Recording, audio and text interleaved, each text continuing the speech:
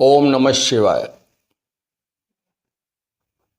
मित्रों, मैं आचार्य चंद्र प्रकाश अपने इस YouTube चैनल में आप सबका हार्दिक स्वागत करता हूं।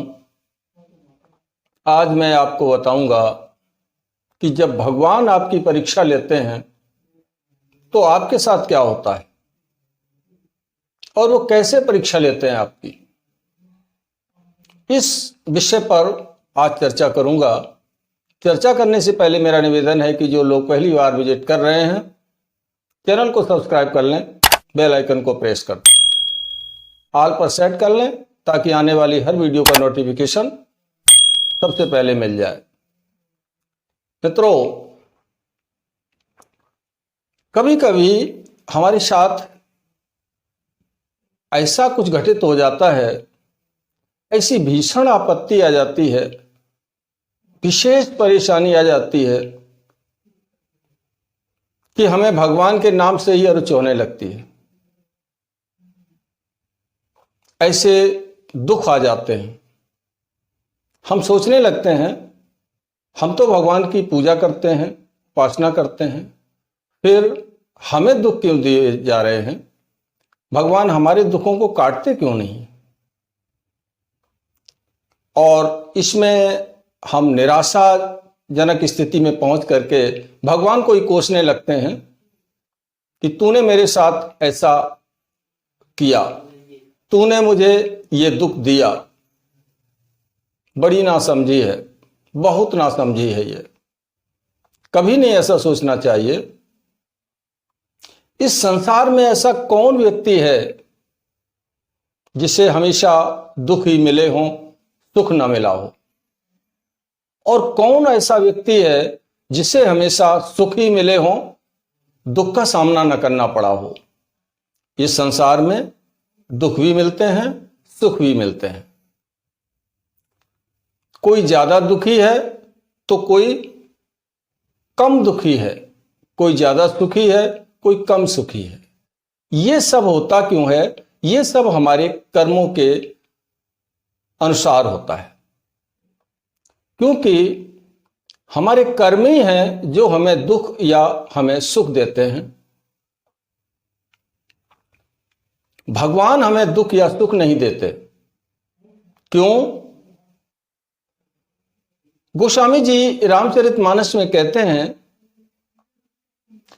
राम लक्ष्मण जी से कहते हैं, कोही काहुन सुख दुख कर दाता, निजकृत कर्म भोग सब भ्राता। कहते हैं राम कि लक्ष्मण, कोई किसी को दुखी नहीं करता, कोई किसी को दुख नहीं देता, सभी अपने किए हुए कर्मों के कारण ही दुखी होते हैं।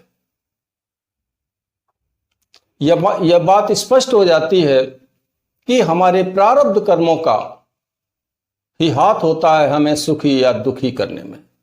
ऐसा संसार में कोई व्यक्ति नहीं मिलेगा जिसको हमेशा सुख ही मिले हों, और इस संसार में ऐसा भी कोई व्यक्ति नहीं मिलेगा जो हमेशा दुख ही झेलता रहा हो, सुख ना उसको मिला हो।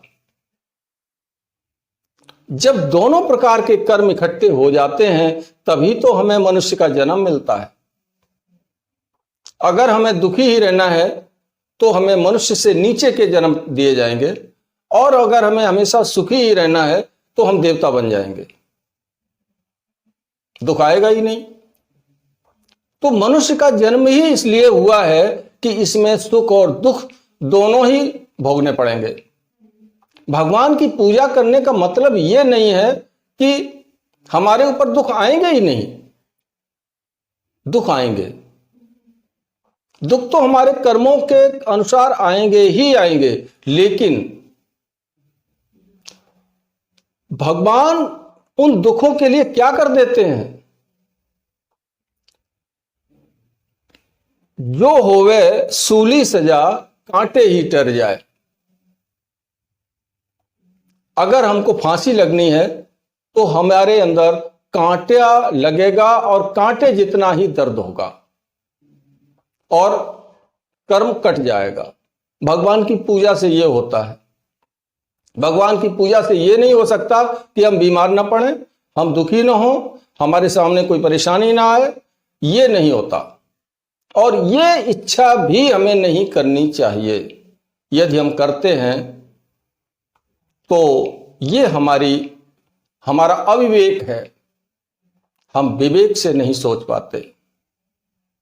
आप सोचें, कोई उदाहरण था, अभी जल्दी की बात है, एक एक्सीडेंट हुआ और उस एक्सीडेंट में किसी का पैर टूट गया। पुजारी था भगवान का, घर आया, घर के मंदिर में गया, कहा मैं इतने समय से तेरी पूजा कर रहा हूं और तू इतना निष्ठुर हो गया कि तूने मेरी टांग तोड़वा दी।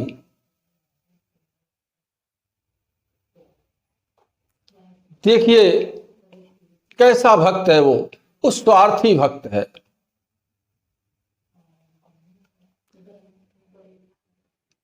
जब वो रात को सोया तो उसे भगवान ने सपना दिया, क्या कह रहा था, मैंने तेरी टांग तोड़वा दी, उस एक्सीडेंट में तुझे तो मर जाना चाहिए था, तेरा तो कर्म इतना जटिल था,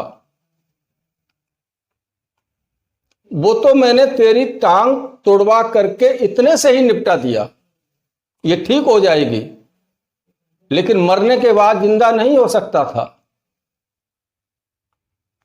ये दया है भगवान की। पूजा का फल ये है,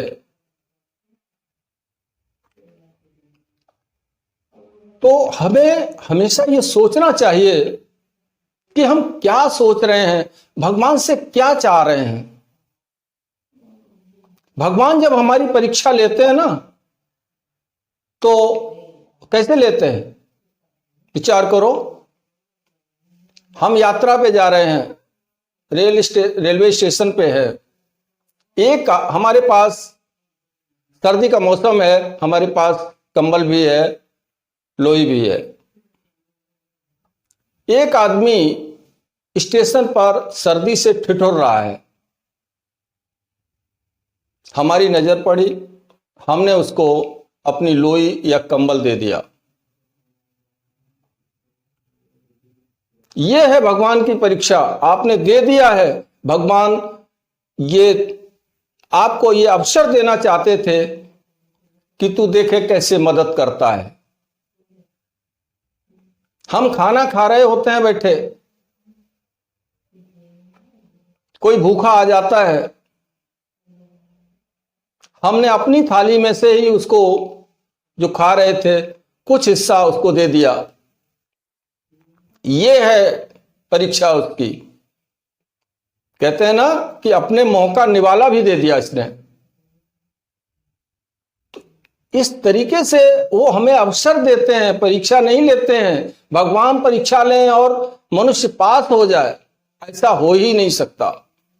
भगवान कभी परीक्षा नहीं देते हैं, और कलयुग में तो विशेष रूप से परीक्षा वो नहीं लिया करते, क्योंकि जानते हैं कलयुग के जीवों में कितनी सहन शक्ति है।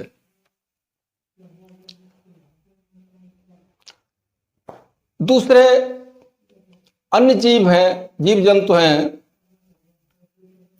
हमें उनकी मदद करना चाहिए। दुखी उन्हें देखें तो हमें चाहिए कि हम जिस लायक हैं, जिस स्थिति में हैं, हमें उनकी सहायता करनी चाहिए, और करेंगे हम, तब हमारी भक्ति पूरी होगी। मात्र माला घुमाने से, मात्र जाप करने से, मात्र जल चढ़ा देने से भक्ति पूरी नहीं हो जाती। भक्ति के साथ कुछ नियम भी हैं जो भक्त को अपनाने पड़ेंगे, तभी वो सब हमारे साथ घटित होगा जो हमारे लिए सदैव ही शुभ होगा। आप देख लो,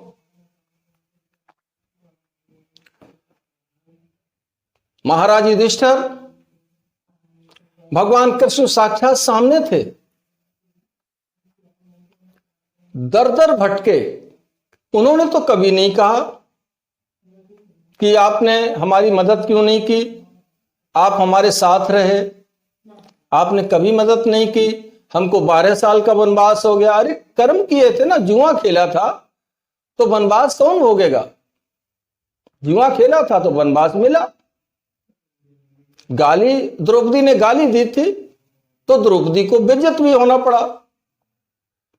तुम किसी को बेइज्जत करोगे, तुम्हें कोई बेइज्जत करेगा। तुम किसी को गाली दोगे, तुम्हें कोई गाली देगा। तो ये सब हमारे कर्मों का ही फल है जो हमें मिलता है। भगवान सिर्फ दयालु है, हमारी सिर्फ मदद करते हैं। उसके अलावा भगवान हमें अपने धाम में बुलाने के लिए सदैव तत्पर रहते हैं। तो मित्रों, यदि कोई परेशानी आ जाती है तो ऐसा मत सोच लेना कि भगवान हमारी मदद नहीं कर रहे हैं, हमारी पूजा साधना उपासना जो कुछ भी हम कर रहे हैं व्यर्थ जा रही है। ऐसा कभी मत सोच लेना। भक्त मालिक की रजा में राजी रहता है। भगवान जिस स्थिति में रखते हैं उसी में वो राजी रहता है। नहीं सोचता है वो ये अपने लिए नहीं सोचता है। वो जानता है कि मेरा प्रियतम जिसमें भी खुश रहेगा उसी में मैं रहूंगा। सुदामा भगवान के बहुत बड़े भक्त थे। क्या कभी गए थे? वो तो सुशीला के कहने से एक बार मजबूरी बस गए हुए थे। और जब उन्होंने अपने पास जो कुछ भी था, चावल की पोटली थी, भगवान ने ले ली। जब सब कुछ ले लिया उनका तो फिर दिया कितना? 2 लोकों का राज्य दे दिया, 2 लोकों का। और वो परीक्षा भी नहीं थी उनकी। गरीब क्यों हुए थे? क्योंकि उन्होंने दूसरे का हिस्सा खाया था। जब गुरु माता ने चने दिए थे तो कहा तुम दोनों भाई जा रहे हो। सुदामा और श्री कृष्ण को भेजा था वन में लकड़ी लाने के लिए। कहा भूख लगे तो खा लेना। तो सुदामा ने अकेले खा लिए थे। कृष्ण से कहा कुछ नहीं दिया, माता ने तो कुछ नहीं दिया। तो दूसरे का हिस्सा खा लिया तो गरीबी मिली। तो भगवान ने कहा गरीबी दे दी उनको? उनके कर्मों ने ही उन्हें गरीबी दी। भगवान ने तो 2 लोगों का राज्य दे दिया। यह है भगवान की दयालुता, कृपालता। भगवान हमारी पग पग पर रक्षा करते हैं। वो हमारी माँ भी है, हमारे पिता भी है, हमारे भाई भी है, हमारे सखा भी है, हमारे गुरु भी है और हमारे सर्वस्व भी है। तुमेव माता च पिता तुमेव बंधुश्च सखा तुमेव विद्या द्रविड़म तुमेव सर्वम मम देव देव। वो सब कुछ है। उनकी परीक्षा में हम कभी सफल नहीं हो सकते। तो मित्रों, कभी भी हताश मत होना, कभी भी निराश मत होना। दुख आने पर, दुख आगंतुक है, पहले नहीं था, बाद में भी नहीं रहेगा, बीच में थोड़ी समय के लिए आया है, कट जाएगा। सुख पहले भी नहीं था, बाद में भी नहीं रहेगा, बीच में आया। तो सुख और दुख ये पहिए के 2 आरे हैं। कभी ऊपर पहुंच जाता है तो कभी नीचे आ जाता है। ये चक्र है, माया का चक्र है।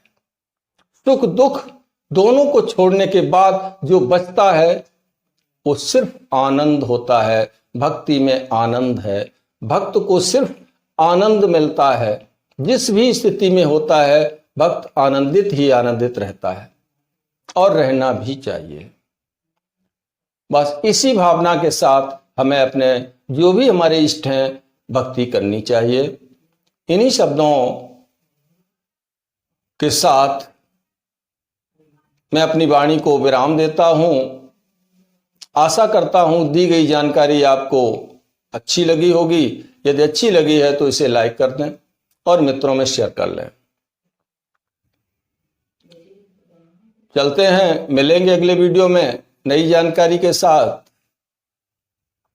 तब तक ओम नमः शिवाय, ओम नमः शिवाय।